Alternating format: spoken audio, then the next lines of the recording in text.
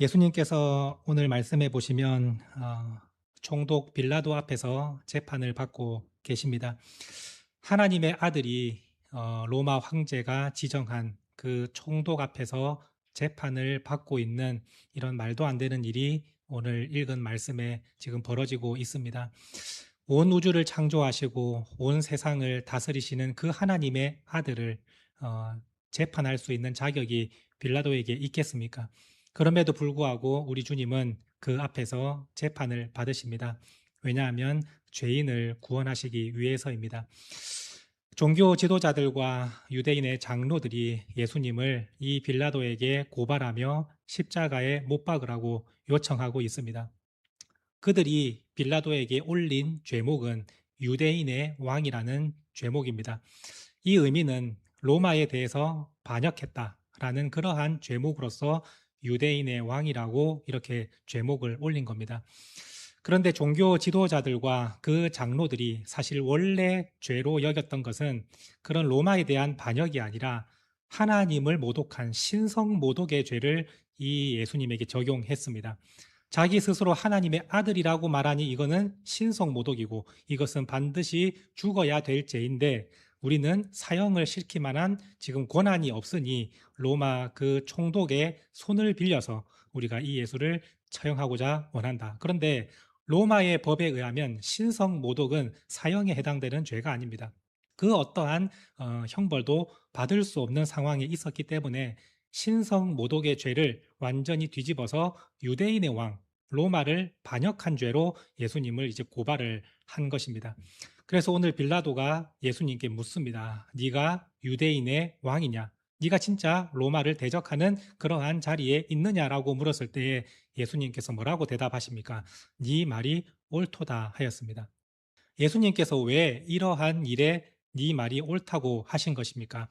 왜냐하면 예수님이 말씀하시는 유대인의 왕하고 그 당시에 종교 지도자들과 장로들이 말하는 유대인의 왕하고 그 의미가 전혀 다르기 때문입니다. 성경에서 말씀하는 유대인의 왕이라는 것은 메시아를 의미하는 것입니다. 다윗의 자손, 유대인의 왕, 그분은 바로 메시아로서 죄인을 구원하러 이 땅에 오시는 그 메시아를 의미하는 것이 유대인의 왕이라는 것입니다. 그래서 주님은 빌라도 앞에서 당당하게 말씀하십니다. 내가 바로 유대인의 왕이다. 예수님은 제자들에게 나는 죄인을 구원하러 이 땅에 왔다라고 예수님이 여러 차례 말씀하시지 않았습니까? 근데 사람들은 그 유대인의 왕을 자기식으로 해석합니다. 자기들이 원하는 유대인의 왕은 그 로마 권력, 제국 앞에 당당하게 저항하고 무력으로 맞서서 이 이스라엘을 다시 한번 해방시키는 영웅을 유대인의 왕으로 생각하고 메시아로 기대했던 겁니다. 그래서 제자들도 예수님을 유대인의 왕으로서 우리를 해방시키고 이 이스라엘을 새롭게 세우는 왕으로서 기대하고 있었지 않습니까? 그런데 주님이 말씀하시는 유대인의 왕은 전혀 그런 의미가 아닙니다. 나는 죄인을 위해서 이 땅 가운데 왔고 내 나라는 이 땅 가운데 속한 나라가 아니다라고 예수님은 말씀하고 계시는 것입니다. 이렇게 주님은 성경적으로 그 말씀을 하시면서 죄인을 위해서 십자가를 지시려고 기다리고 있을 때에 이 군중들은 예수님을 십자가에 못 박으라고 소리를 칩니다. 이 군중들은 왜 예수님을 십자가에 못 박으라고 소리를 치는 겁니까? 그들은 이유를 전혀 알지 못합니다. 그냥 종교 지도자들이, 장로들이 저 예수는 죽어야 될 사람이니까 십자가에 못 박으라고 소리치라 하니 그 말만 듣고 이 군중들이 예수님을 십자가에 못 박아야 된다고 분노하며 소리를 치고 있는 것입니다. 여러분, 이 모습은 그 사람들이 무지하고 멍청해서 그런 것이 아니라 사실 우리도 그 자리에 있었으면 똑같은 일을 행하였을 것입니다. 오늘 우리는 아니라고 생각하지만 사실 우리의 삶의 자리에서 모습을 살펴보면 우리도 똑같이 이런 행동을 하는 경우가 많습니다. 내가 친한 사람의 이야기만 듣고 다른 사람을 정죄하는 것, 그 모습이 이 모습과 똑같지 않습니까? 종교 지도자들이 군중들에게 말합니다. 저 예수는 죽어야 될 사람이다 하니 그 예수님이 어떠한 분이신지를 알아보려고 하지 않고 그냥 똑같이 얘기합니다. 저 예수는 십자가에 못 박아야 됩니다. 죽어야 됩니다. 이 모습이 우리도 똑같이 일어납니다. 직장에서 저 사람은 나쁜 사람이니, 저 사람은 안 좋은 사람이니, 저 사람은 멀리해야 된다라고 한다면 그 사람이 어떤 사람인지 알아보지 않고 내가 들은 말대로 그 사람을 이제 무시하고 싫어하고 똑같이 미워하는 그 상태가 오늘 이 말씀과 우리가 똑같은 상태 아니겠습니까?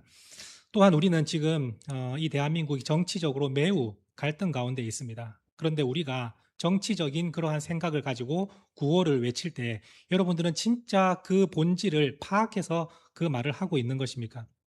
어떠한 일이 일어나면 민주주의가 죽었다고 난리가 납니다. 그런데 그 민주주의가 대체 왜 죽은 거냐라고 물어보면 그 이유를 알지 못합니다. 민주주의가 뭔지도 모르는데 민주주의가 죽었다고 정치 지도자들이 말을 하면 우리 똑같이 얘기합니다. 민주주의가 죽었다고. 그런데 진짜 민주주의가 죽은 행위에 대해서는 아무도 말을 하지 않습니다. 그러면 우리 사람들도 똑같이 침묵하고 말하지 않습니다. 민주주의의 꽃은 국민이 이 나라의 주인이 되고 이 나라를 결정하는 그러한 중요한 제도가 민주주의라는 제도입니다. 그 민주주의의 꽃은 선거라고 말하고 있지 않습니까? 그런데 그 선거에서 투표지가 없어서 투표를 못하는 상황, 진짜 민주주의가 타격을 받은 그 상황에서 정치 지도자들이 아무런 말을 하지 않으면 국민들도 조용합니다. 그런데 아무 일도 아닌 일에서 민주주의가 죽었다고 정치인들이 외치고 뉴스에서 보도하면 우리도 아무런 판단도 없이 그냥 민주주의가 죽었다고 말을 합니다.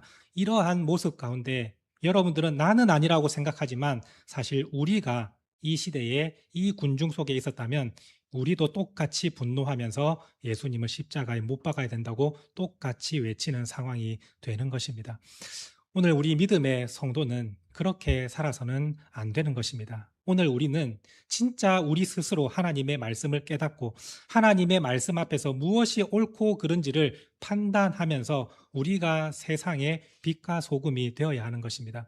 믿음의 성도들이 세상의 말만 듣고 그들이 하는 대로 따라가는 이러한 모습은 믿음의 성도들의 모습이라 할 수 없습니다. 우리는 오직 하나님의 말씀을 근거로 하나님의 말씀을 중심으로 세상을 분별하고 판단하며 잘못된 것이 있으면 잘못됐다고 외칠 수 있고 내가 좋아하는 사람이든 아니든 그것이 중요한 것이 아니라 그것이 옳고 그른 것인지를 우리가 판단하고 그곳에 정확하게 말을 해줄 수 있는 사람, 그 사람이 진정한 믿음의 사람 아니겠습니까? 세상 속은 이와 마찬가지로 거짓된 것은 크게 부풀리고 진실은 왜곡하는 곳이 바로 세상입니다. 오늘 종교 지도자들이 자신들의 잘못은 하나도 얘기하지 않고 예수님의 말씀은 왜곡하고 거짓으로 뒤덮습니다. 그 가운데에서 오늘 우리도 세상을 살아가는 우리의 마음 가운데 과연 어디에 귀를 기울여야 하는지 여러분들이 한번 점검해 볼 수 있기를 원합니다. 사실 우리도 마찬가지지 않습니까? 내 죄는 축소시키고 남의 잘못은 크게 부풀리는 것이 우리의 모습 아니겠습니까? 그런 말들이 난무하는 곳이 이 세상입니다. 그런데 우리는 하나님의 말씀은 멀리하고 세상의 소리에 귀를 기울여 합니다. 그렇게 거짓과 그렇게 모든 것이 잘못되고 왜곡되어 있는 소리가 난무하는 그 세상 속에 귀를 기울이고 그것을 듣고 따라가려고 하는 오늘 우리의 모습을 여러분들이 이제는 멈추시고 나는 오직 진리 되시는 하나님의 말씀만 붙들고 그 말씀으로 세상을 내가 분별하며 옳고 그름을 정확하게 판단하며 살아가는 성도가 되겠다 이렇게 결단하는 믿음의 성도들이 될 수 있기를 원합니다. 우리 예수님은 참 이러한 상황 가운데에서도 끝까지 십자가의 길을 걸어가십니다. 내가 그들을 위하여 그 죄인들을 위하여 이렇게 이 땅에 와서 고난을 받고 십자가에 달려 죽기까지 나는 그 길을 걸어가고 있는데 세상의 그 사람들은 주님의 하나님의 아들이심을 믿지 못하고 그 하나님의 아들을 십자가에 못 박으라고 외치는 그 무지하고 어리석은 그 사람들 앞에서도 우리 예수님은 침묵하시며 끝까지 십자가의 길을 걸어가십니다. 주님이 왜 침묵을 하십니까? 보통 이런 재판의 자리에서는 자기의 그런 문제를 방어하고 변호하는 목소리가 굉장히 큽니다. 왜냐하면 이 한 재판으로 목숨이 날아갈 수 있고 자신의 인생이 완전히 뒤집어질 수도 있기 때문에 어떻게 해서든지 이 재판에서 이기려고 자기를 방어하는 것이 보통 사람의 모습입니다. 그런데 우리 예수님은 억울한 누명을 당해도 절대로 거기에 대해서 반박하거나 방어하지 않으십니다. 그저 침묵하시며 듣고 계십니다. 왜 그렇습니까? 우리 예수님의 목적은 이 재판에서 내가 무죄로 풀려나는 것이 목적이 아니라 그 죄인들을 위해서 십자가에 달려 죽기를 계획하시고 그것이 주님의 목적이시기 때문에 주님은 그 가운데서 침묵하고 계시는 것입니다. 이사야 말씀에도 그 말씀이 예언되어 있지 않습니까? 그 어린 양은 소리를 내지 않으시고 침묵하시며 어떠한 말씀도 하지 않으신다라고 예언이 되어 있지 않습니까? 그 말씀대로 우리 주님은 죄인들을 구원하기 위해서 그 자리를 묵묵히 걸어가고 계시는 것입니다. 주님께서 그 신실함으로 이 죄인들을 내가 반드시 구원하겠다는 그 주님의 신실하심과 온전하심으로 오늘 우리가 구원을 누리게 된 것입니다.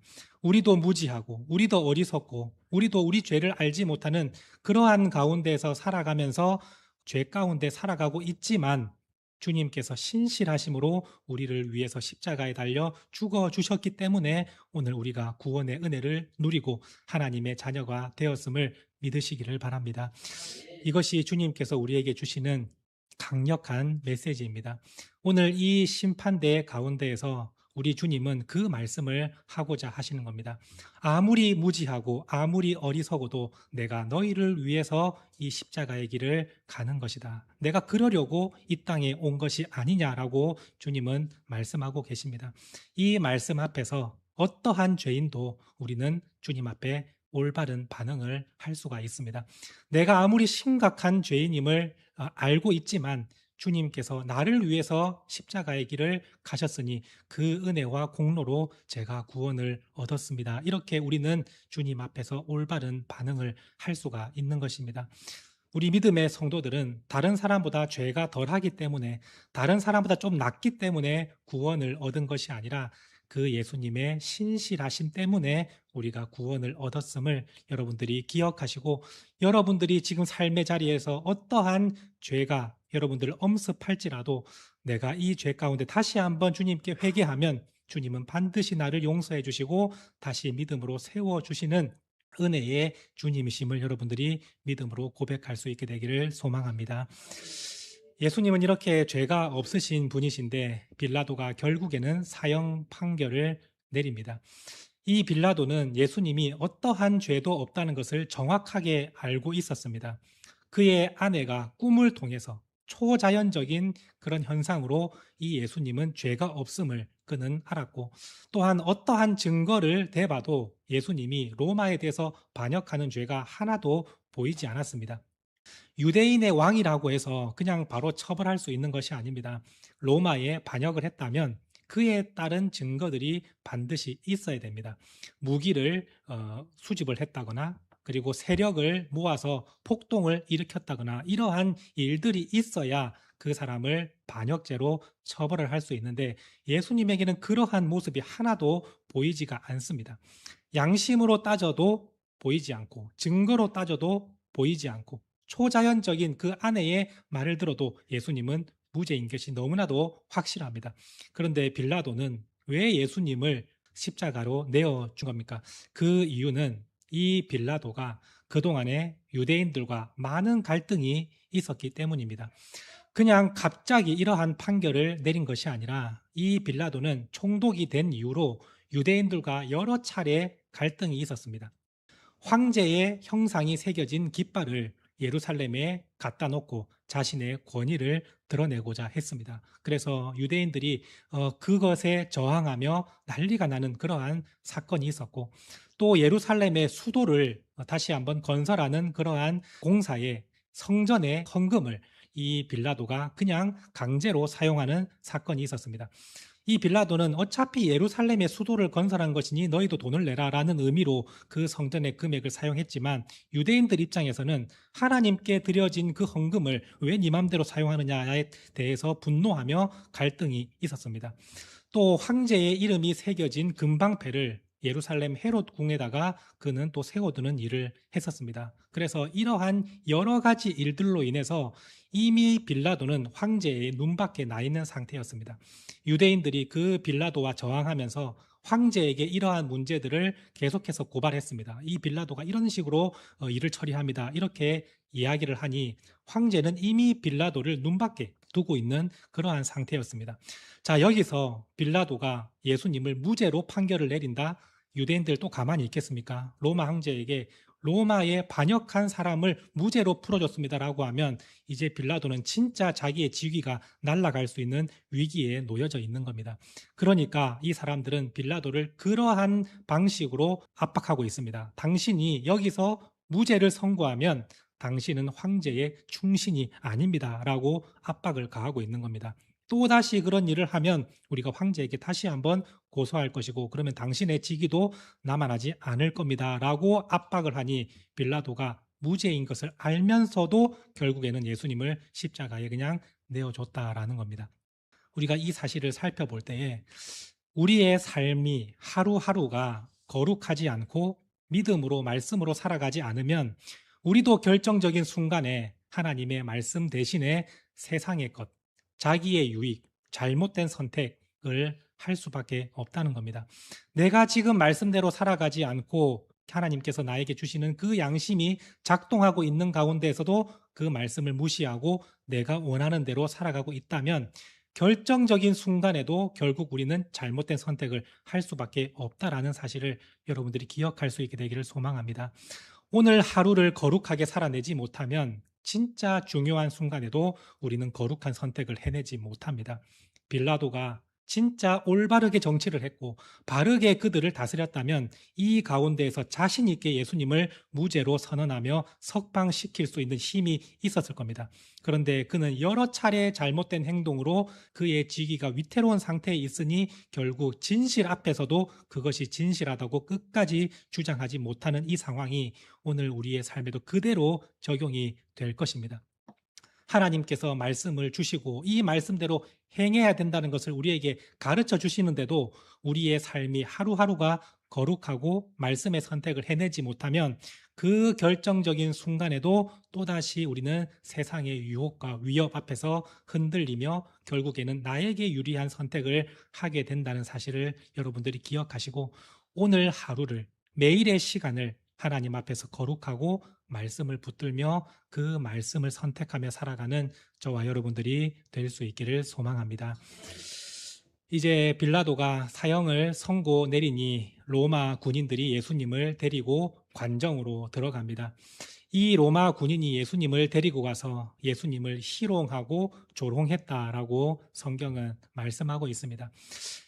그 윗단락은 유대인들이 예수님을 십자가에 못 박으라고 외쳤던 장면, 그리고 그 다음 단락에서는 로마 군인들이 예수님을 희롱하고 조롱하는 장면이 연속해서 성경은 드러내고 있습니다. 이 성경을 통해서 하나님께서 드러내고자 하시는 말씀은 이것입니다. 유대인들이 예수님을 사형에 처해달라고 십자가에 못 박으라고 외쳤던 그 의미를 한 줄로 요약하면 당신은 우리가 원하는 왕이 아닙니다 라는 뜻입니다. 우리가 원하는 왕은 당신 같은 그런 사람이 아니라 진짜 용감하고 로마에 진짜 저항할 수 있는 영웅을 원하는 것이지 당신 같은 사람은 우리가 왕으로 원하지 않습니다. 이것이 유대인들이 예수님을 십자가에 못 박으십시오라는 의미가 된다면 로마 군인이 예수님을 희롱했다라는 그 의미는 이런 의미가 되겠습니다. 당신은 왕이 될 자격이 없습니다 라는 의미인 것입니다. 유대인들은 예수님을 왕으로 원하지 않았고 이방인들은 예수님이 왕이 될 자격이 없음을 스스로 판단을 한 것입니다. 그래서 예수님을 데리고 당신이 왕입니까 하면서 왕처럼 대우하는 것처럼 보이지만 사실은 엄청난 조롱을 하고 있는 것 아니겠습니까? 당신은 왕이 될 자격이 없기 때문입니다. 이러한 의미가 담겨 있는 것입니다. 유대인들은 예수님을 거부했고 이 이방인들은 예수님의 자격 없음을 그들 스스로 선언하면서 예수님을 거부했습니다. 그런데 오늘 우리는 어떻습니까? 여러분들은 진짜 예수님을 왕으로 모시고 있습니까?